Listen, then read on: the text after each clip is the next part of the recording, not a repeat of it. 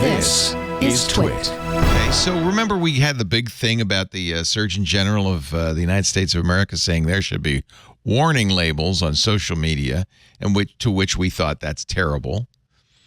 Well, guess what? The FTC is now banning an app called NGL.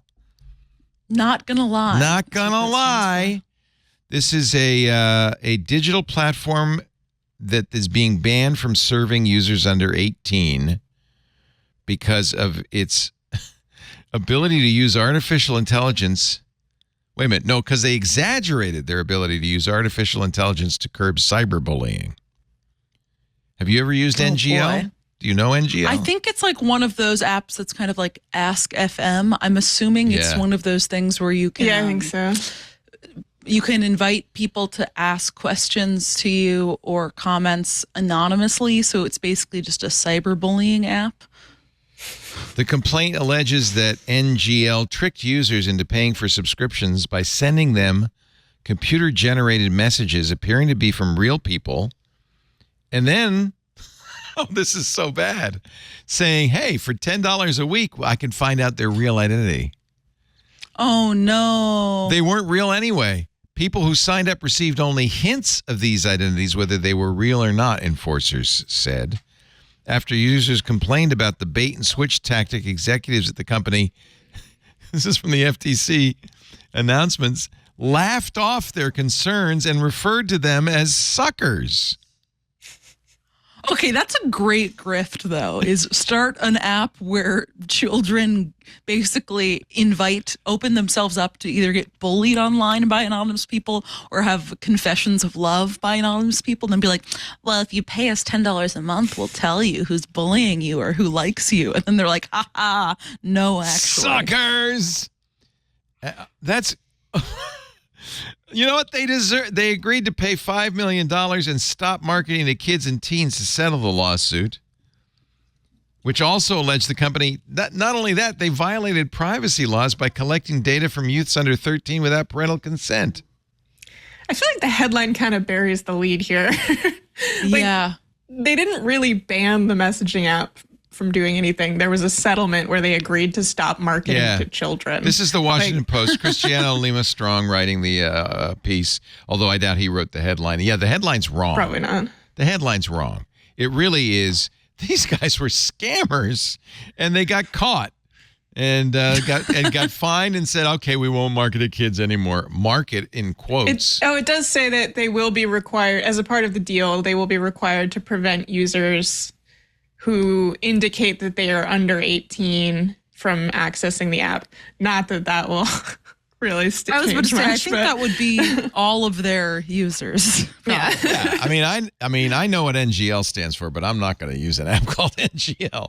NGL co-founder said in a statement Tuesday, the company cooperated with the FTC's investigation for nearly 2 years and viewed the resolution, quote, as an opportunity to make NGL better than ever.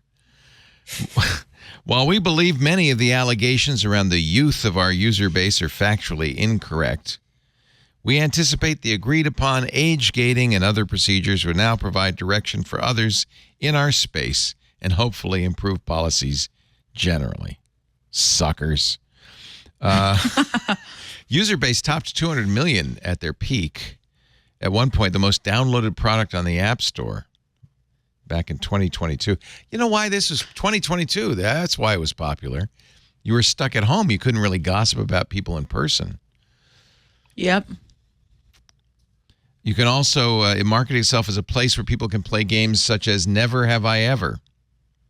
Yeah, people were lonely. They were stuck at home, teenagers, and they wanted to do the things that they would do in person, so they did them on this app. But then the app, it sounds like, kind of suckered them.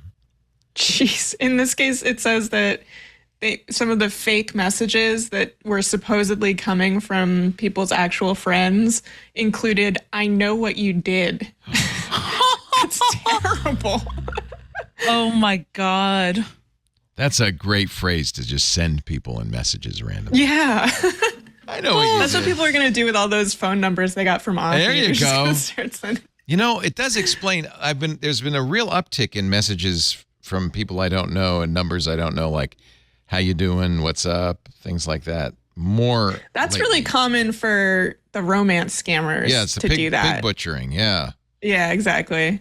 There was a period of time where I was getting text messages that they would, I probably shouldn't have been responding to them, but basically someone would say like, hi, I'm looking for Catherine or something like that. And I would say, you have the wrong number. And they would argue with me, which was like one of the weirder things I've ever and I don't think it was a pig butchering thing because there was never any attempt to They're not supposed to argue. They're supposed to get to know you. And there was like, no, you are Catherine. And no, I know you are. I know you are. Yeah. And it's like, what, are you going to convince me that I'm this random person? Yeah, it was very strange. I think my personal conspiracy theory is that I think a lot of these are just trying to test whether or not your number is active and maintained by a person. So that's why I mean, knock on wood, I don't really get many spam calls at all or spam texts. And I think it's because if I get a spam text, I delete it without even looking at it, so it won't send the iMessage like red thing, which I have on. Same with calls. I don't pick them up. I don't even. I think that's block them. Probably true. Is that it's a bad idea to respond to these things because they know your phone number is active. But I still don't see why they would argue with me. Like they know my phone number is active at that point. Why not just add it to their list and move on? Like I'm just very baffled by that behavior. It is very odd. So in this case, I think while I disagreed with the Attorney General's warning labels, this was an example of a rogue social media app that definitely deserved to be curbed, right? Yeah. Yes. See, we're open-minded.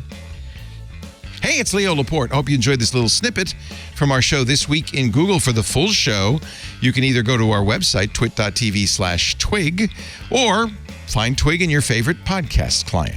And, of course, there's links right below, somewhere down there, for more information.